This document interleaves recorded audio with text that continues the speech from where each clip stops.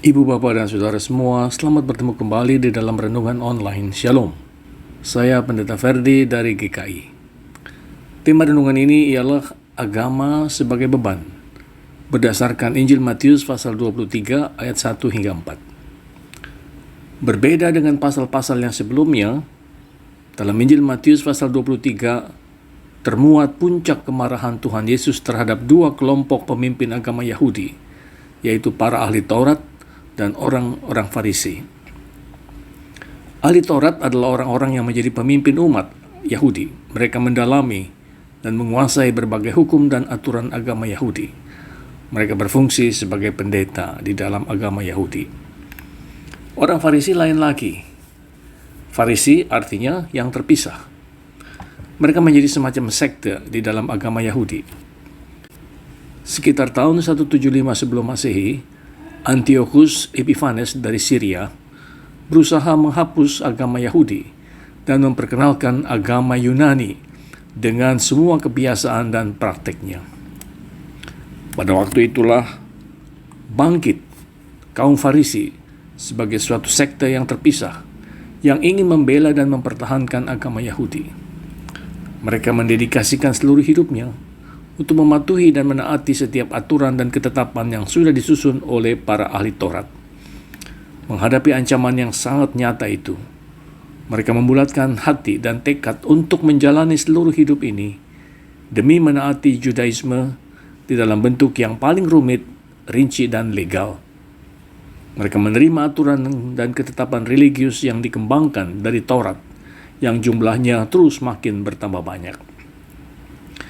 Jumlah orang Farisi tidak banyak, hanya sekitar 6.000 orang.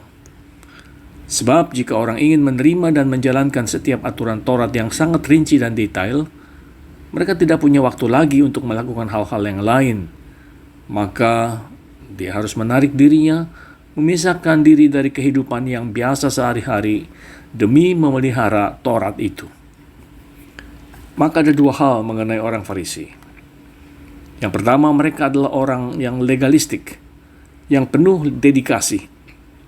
Agama bagi mereka berarti menaati setiap aturan Taurat dengan rinci dan tepat. Yang kedua, mereka juga menjadi orang yang sangat serius dan sungguh-sungguh di dalam beragama. Tidak ada orang yang dapat menerima atau menjalankan tugas semacam itu kalau bukan orang yang sangat serius. Karena itu, mereka melakukan semua kesalahan legalisme sekaligus semua kebajikan dedikasi diri. Seorang Farisi dapat menjadi orang yang legalistik penuh dedikasi, atau orang yang sombong rohani, atau orang yang sangat bersemangat berapi-api di dalam devosinya kepada Allah. Di dalam Matius pasal 23, kita melihat kemarahan Yesus yang mencapai puncaknya terhadap para ahli Taurat dan orang-orang Farisi. Apa sebab dan alasannya? Kita akan melihatnya di dalam setiap perikop yang ditulis oleh Matius sang penginjil. Menurut keyakinan umat Yahudi, Allah sudah memberikan Taurat kepada Musa. Lalu Musa menyerahkannya kepada Yosua. Yosua meneruskannya kepada para tua-tua. Lantas para tua-tua menyampaikannya kepada para nabi, dan para nabi meneruskannya lagi kepada para ahli Taurat dan orang-orang Farisi. Di sini Yesus tidak sedang memuji para ahli Taurat dan orang Farisi dengan semua aturan yang sudah mereka susun.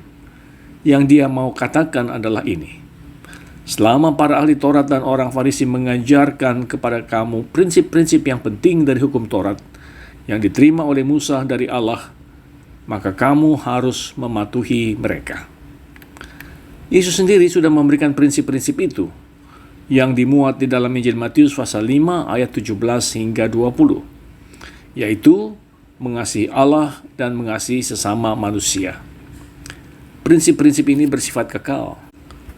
Selama para ahli Taurat dan orang Farisi mengajarkan kasih dan hormat kepada Allah dan kepada sesama manusia, maka ajaran mereka itu benar, mengikat, dan berlaku kekal.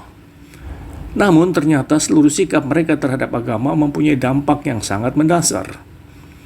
Jadi sikap itu melahirkan ribuan aturan dan ketetapan yang pada akhirnya menjadi beban yang sangat memberatkan dan tidak lagi dapat diterima. Inilah yang menjadi tolok ukur untuk setiap agama yang benar. Apakah agama itu memberi kelegaan sehingga manusia yang memeluknya merasa damai sejahtera dan sukacita di dalam hatinya? Ataukah sebaliknya, agama menjadi beban yang sangat berat karena ada begitu banyak aturan dan hukum-hukum yang harus dipatuhi? Saudara, kita dapat mendengarkan banyak sekali kesaksian di YouTube atau di media sosial yang lain tentang orang-orang yang sudah pindah dari agama mereka yang lama ke dalam iman Kristiani. Mereka memberikan kesaksian yang otentik bahwa sesudah menjadi pengikut Kristus, hatinya merasakan damai sejahtera, sukacita, dan kelegaan yang tiada bandingnya, yang belum pernah mereka alami dan rasakan sebelumnya. Jika kita amati baik-baik, ternyata mereka pun sudah terlepas dari berbagai aturan dan hukum-hukum agama yang menjadi beban berat yang harus dipikulnya selama memeluk keyakinan yang lama. Saudara, iman Kristen memberikan damai sejahtera dan sukacita yang tiada taranya bagi setiap orang yang menjadi pemeluknya. Yesus sendiri yang berkata sambil mengundang, "Marilah kepadaku semua yang letih lesu dan berbeban berat, aku akan memberi kelegaan kepadamu." Matius 11 ayat 28. Yesus tidak memberi beban yang berat kepada semua orang yang menjadi pengikutnya. Dia malah ingin mengangkat semua beban berat yang kita pikul sebelum menjadi pengikutnya. Saudara, inilah batu uji atau tolok ukur yang paling tepat untuk menyebutkan suatu agama itu benar atau salah, sejati atau palsu. Agama yang benar dan sejati adalah yang memberi kelegaan, damai sejahtera dan sukacita kepada para pengikutnya, dan bukannya menambah beban berat yang harus dipikul dengan berbagai aturan yang rumit dan sulit. Orang-orang Farisi tidak mengizinkan suasana yang rileks sedikit pun. Seluruh tujuan hidup mereka adalah membangun pagar di sekeliling hukum Taurat. Tidak ada satupun aturan yang sudi mereka kendorkan atau lepaskan. Saudara, ketika suatu agama sudah menjadi suatu beban yang berat bagi umatnya, maka agama itu sudah bukan lagi agama yang benar dan sejati. Amin. Marilah kita berdoa. Dalam nama Bapa, Anak, dan Roh Kudus, kami bersyukur atas firman yang sudah kami dengar dan renungkan, ya Tuhan. Engkau memperkenalkan diri sebagai Allah yang sudah memberikan hukum-hukum kepada umat-Mu. Hukum diberikan supaya umat-Mu menjalani hidup yang sesuai dengan kehendak-Mu, agar tidak menyimpang ke kanan atau ke kiri. Namun manusia sering menyalahartikan hukum-hukum itu, sehingga menjadikan beban yang sangat memberatkan. Kami bersyukur karena Engkau telah mengutus Putra-Mu yang tunggal, Tuhan Yesus Kristus, untuk menjelaskan tentang arti hukum-hukum-Mu yang bersumber pada dua hal, yaitu mengasihi Engkau Allah yang hidup dan sejati, dengan segenap hati, jiwa, dan akal budi kami, serta mengasihi sesama seperti diri sendiri. Bapa, pada saat ini kami mau membawakan dalam doa saudara, teman, dan kekasih kami yang sedang sakit. Sudilah Engkau memberikan kesembuhan, kekuatan, dan kasih-Mu kepada mereka yang mengharapkan kesembuhan. Berkatilah semua perawatan dan pengobatan yang diberikan. Kami mendoakan juga keluarga-keluarga yang mendampingi kekasih mereka yang sakit. Berilah kepada mereka kekuatan dan kesabaran di dalam menjalankan tugasnya. Kami mendoakan para dokter, semua tenaga medis yang merawat orang-orang sakit. Berilah kepada mereka hikmat untuk mendiagnosa, memberi obat, dan menolong para pasien demi kesembuhan mereka. Bapa, kami berdoa untuk pemerintah kami. Berilah mereka kemampuan dan kesungguhan di dalam menjalankan tugasnya demi kemajuan dan kesejahteraan negeri dan bangsa kami.